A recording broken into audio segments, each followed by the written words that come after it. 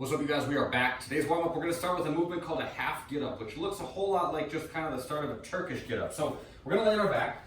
If you want to do these with a little bit of weight, that's fine. If you want to go unloaded, that's fine too, but just go nice and light. So we're going to start with one arm up. That leg is going to be bent. So my right arm's up, my right leg is bent. My left hand goes out to my side at about 45 degrees. I just roll up onto my elbow, then I roll up onto my palm, and then I bridge my hips up in the air and then come back down.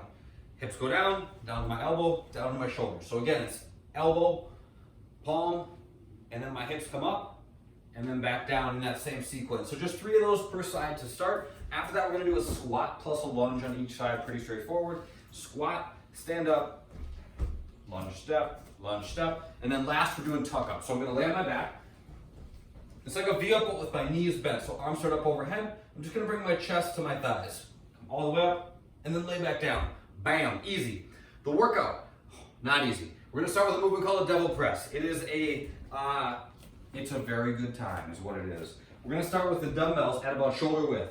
It's a combination of a burpee and like a kettlebell swing. So we'll break this out into 2 portions. The first of which is just a burpee. So my hands go to the bells, I jump my feet back, and then my chest comes down to the ground, and I jump my feet back to the bells, but I go wide of them. Okay, so here I'm just trying to keep my back nice and flat. My shoulders are back, my hips are lower than my shoulders. I'm gonna hike the dumbbells back, and then lift them up to overhead in one motion. So that swinging motion should get them up to overhead. That's one, okay? Plant them, burpee, come back up, hike them back, and then go all the way up to overhead in one motion. That is the devil press.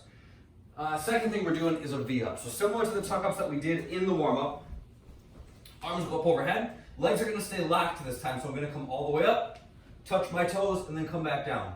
What I see a lot is people do their V-ups like this. Their legs come way up, and then they just barely bring their shoulders off the ground. So make sure at the top of each V-up, your whole back is lifted off the ground the entire time. That's gonna be important in making sure that we're using our core the way that we're looking to when we V-up. All right, last but not least, double unders if you have a jump rope, or else lateral jumps over a dumbbell. So I just set up one of these dumbbells like so, and I'm just jumping back and forth over it nice and easy.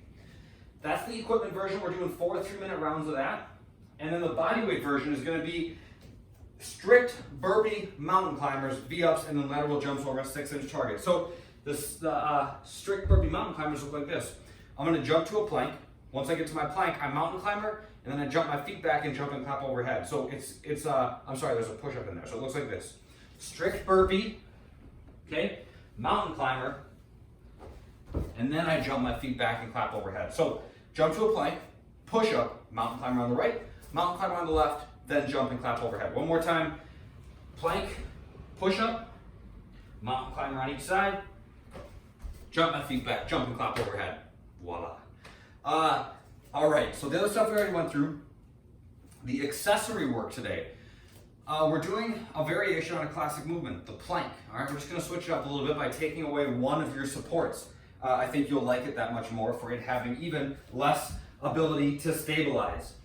All we're gonna do is get into a traditional plank and try not to move anything except for our arm as we put one arm behind our back, okay? Go a little bit wider with your feet with this maybe, but try not to go too wide, otherwise you kind of take away the benefit of doing it with only one arm.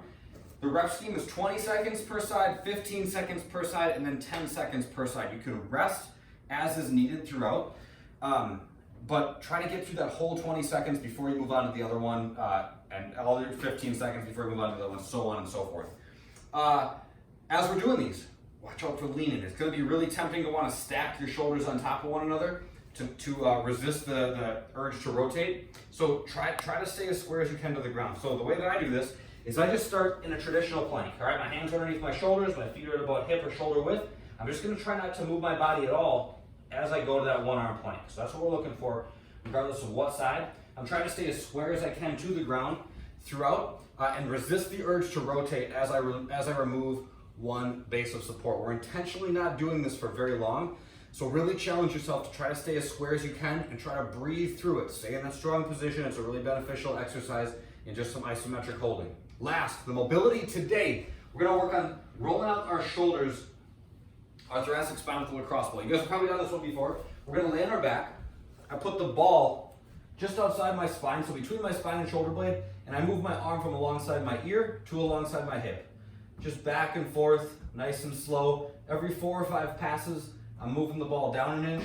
I'm just going back and forth with my arm as I slowly slide the ball down. So I usually stop somewhere in the range of mid-back, something like that. And depending on how fast you're moving, you might go faster or slower in getting there. But if I get to the bottom, I'll usually just start working my way back up. And the goal is just to kind of like roll out those muscles that get really tight from all the time we spend at a computer, sitting down like this. Also, they get tight from all the working out we do. So good muscles to help work on reclaiming and make sure that they're moving as they should, and they should affect the muscles up and downstream from there. They'll affect your shoulders. If you deal with neck pain, this is a good one. It's just good muscles to make sure that we're getting back to moving at full range. That's it for today. That's all. See you guys next time.